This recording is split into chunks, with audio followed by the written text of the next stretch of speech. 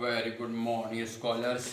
चलिए वही आपकी इनकम टैक्स और करीब करीब अंतिम पड़ाव पर है ये। ठीक है, आज से हम कर रहे हैं एक छोटा सा हेड है इनकम फ्रॉम अदर सोर्सेस। ठीक है, क्या हेड है? Income from other sources. ठीक है, लास्ट एंड फाइनल है इनकम फ्रॉम अदर सोर्सेस। ठीक है, या अन्य स्रोत से आए। ठीक, चलिए ये तो आपने ज़रूर सुना होगा कि जिसका कोई नहीं होता उसका भगवान होता है।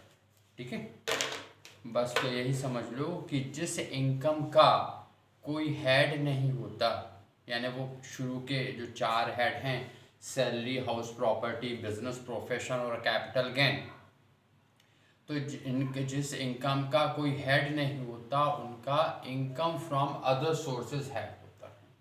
ठीक है, कैसे कि यदि मान लीजिए कोई इनकम समझ में नहीं आ रही है कि उनका किस हेड में रखी जाए, तो इनकम टैक्स डिपार्टमेंट कहता है भैया एक काम करो, उसको अदर सोर्सेस में जो है आप रख लो। ठीक है, जैसे एक इनकम होती है अस्पष्ट साधनों से आए, है ना, यानी असेसी जो है क्लियर नहीं कर पा रहे कि इनकम उसकी किस हेड से आई है, तो वो इनकम जो है वो income from other sources head के नाम पे जो है टैक्सेबल कर दी जाती है। ठीक है, तो इस तरह की एक छोटे सा हेड है आपका। इसके न्यूमेरिकल्स भी बहुत ईजी होते हैं। करना क्या रहता है, एक लाइन से जितनी इनकम है लिखते चले जाइए और उसके रिलेवेंट एक्सपेंडिचर्स जो रहते हैं वो आप डिडक्ट करते जाइए, माइनस करते जाइए बस। या इकट्ठे पहले इनकम लिख ली, फिर बाद में जो रिलेवेंट एक्सपेंडिचर्स थे वो माइनस कर दिए। ठीक है, तो जो रिजल्ट आया वो इनकम फ्रॉम अदर सोर्सेस आ रहा समझ में। ठीक है, चलिए अब यहाँ पर जैसे कि अब इनकम फ्रॉम अदर सोर्सेस में कौन कौन सी इनकम्स आती हैं, तो सबसे पहले तो सबसे बड़ा प्रिंसिपल आपको ये याद रखना, जिसका कोई हेड नहीं उसका income from other sources head है।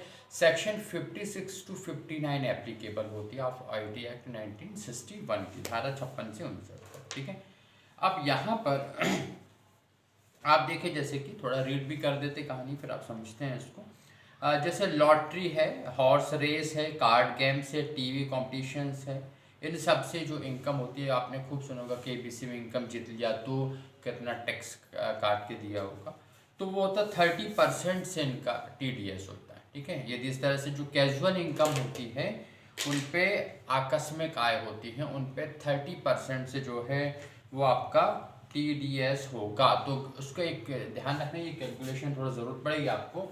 इसे हम कहते हैं सकल बनाना, या कहते हैं ग्रॉस्ड अप करना। क्या बोलते हैं?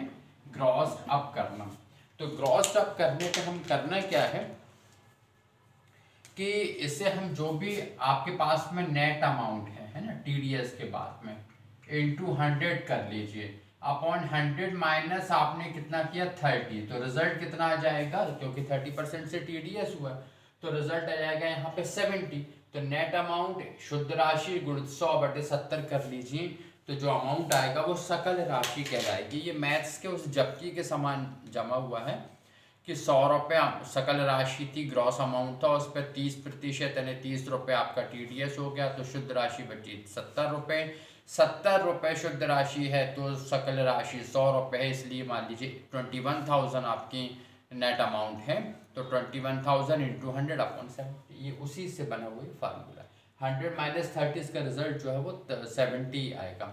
या आपको बुक में तो डायरेक्टली 70 लिख देते हैं वो, या आपको क्यों करके बता रहे हैं, ताकि यदि कहीं पे 10% का टीडीएस होगा तो 100 माइनस 10 करेंगे तो 90 आएगा। समझ में, बस इसलिए आपको ये करके बताया, अदरवाइज ये 70 आएगा। हाँ, तो कैजुअल इनकम है लॉटरी, घुड़दौड़ वगैरह से, तो यहाँ पर जो है वो आपको टीडीएस होता है 30% से, और ये इनकम फ्रॉम अदर सोर्सेस में जाएगी।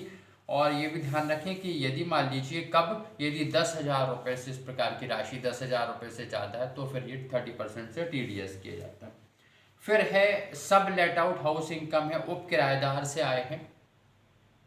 आपने ये ज़रूर सुना होगा, कहते हैं ना कि लोग सब हमने अपनी जो खेती है वो शिकमी पर दे दी। ठीक है, या देसी भाषा में कहें तो अधिया बटिया पे देती। ठीक है, कि मतलब यानी कि सब जो हमारा खेत है वो हमारा है, लेकिन हम जो है अपने दूसरे कामों में व्यस्त हैं, या तो जॉब कर रहे हैं या कहीं और बिजनेस कर रहे हैं, तो हम किसानी नहीं कर पा रहे हैं। तो हमने किसी गांव के भरोसेमंद व्यक्ति को कहा कि भैया एक काम करो, ये रखो, खेत आपका है, बढ़िया फसल उगाओ और जो आए उसमें से आधा हमें दे देना, आधा आप, है ना। ये बात अलग है कि वो अधिया बटिया एग्जैक्टली कितना हो रहा है, लेकिन ये कहलाती शिकमी पर देना। उसी प्रकार से शिकमी किराएदारी भी होती है कि यदि आपने मान लीजिए 5 कमरों का एक मकान लिया, आपको लगता है कि नहीं यार हमारा काम तो 3 कमरों में चल जा रहा है, तो आप 2 कमरे जो है किसी दूसरे को जो है किराए से देते थे, लेकिन ओरिजिनल मकान मालिक से पूछ के, हाँ, ऐसा नहीं कि चुपचाप। तो 2 कमरे आपने किसी और को दे दिए, तो उन 2 कमरों से जो इनकम हुई उसमें से 2 कमरों का जो आपको ओरिजिनल ऑनर को जो किराया देना पड़ा वो माइनस कर दिया, जो इनकम हुई वो income from other sources head में टैक्सेबल होगी। हाउस प्रॉपर्टी में क्यों नहीं हो रही? क्योंकि हाउस प्रॉपर्टी में हमने पढ़ रखा है कि हाउस प्रॉपर्टी हेड में टैक्सेबल होने के लिए उस मकान पर करदाता का स्वामित्व यानी ऑनरशिप का होना, या पोजीशन भी कहते हैं जिसको, पोजीशन मालिकाना हक जो है उसका होना ज़रूरी है। तो यहाँ पे किराएदारी में तो ऐसा कुछ है ही नहीं, इसलिए इनकम फ्रॉम अदर सोर्सेस में जाएगा।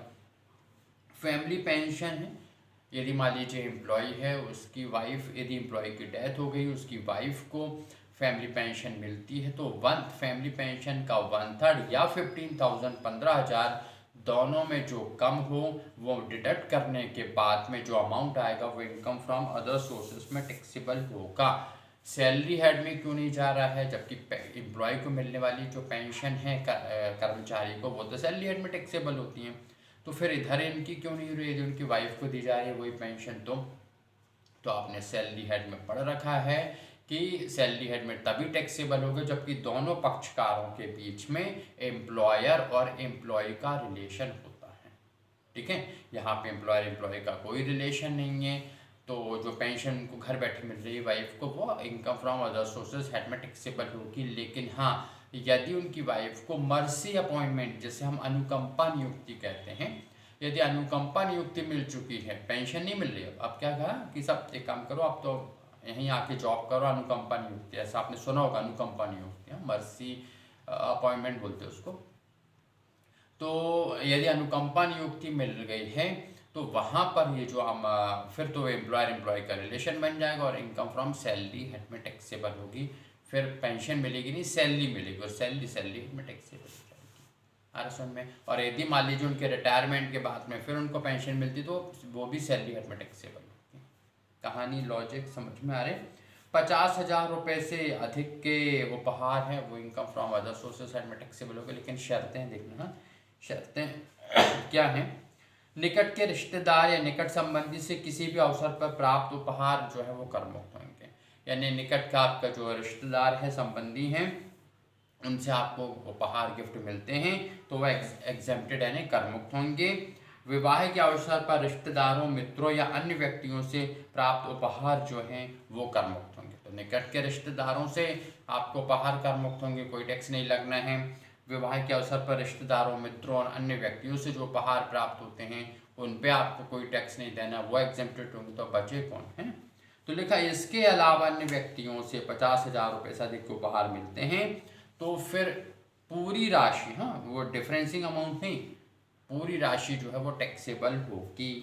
आ रहा समझ में?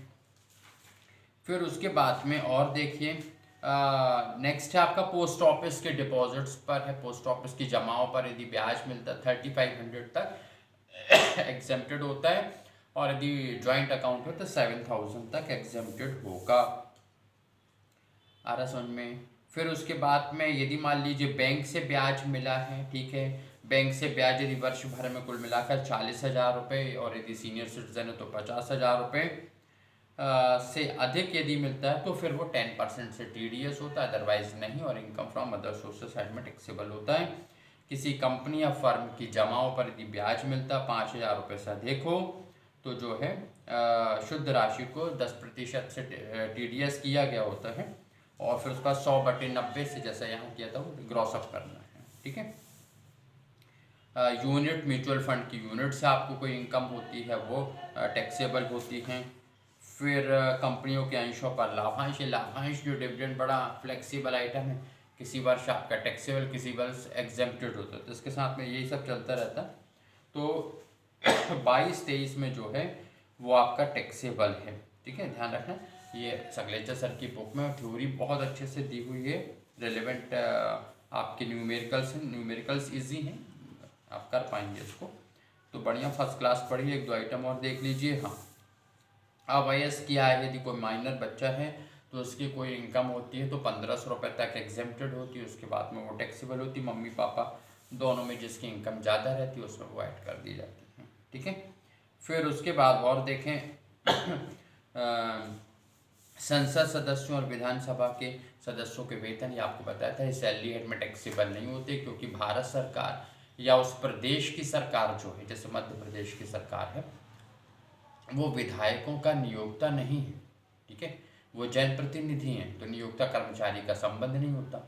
उसी प्रकार से लोकसभा में जब सांसद महोदय जाते हैं तो जो भारतीय संसद है वो उनका नियोक्ता नहीं, ऐसा नहीं कहेंगे कि उनको जो है रोजगार मिल गया, ठीक है, इनकम टैक्स की दृष्टि से कहा जाए तो वो एम्प्लॉय नहीं कहलाती, इसलिए वो सैलरी हेड में, भले वो सैलरी के नाम से दी जाती हो, लेकिन सैलरी हेड में टैक्सेबल नहीं होती है सांसदों विधायकों को मिलने वाला वेतन और भत्ते, ठीक है।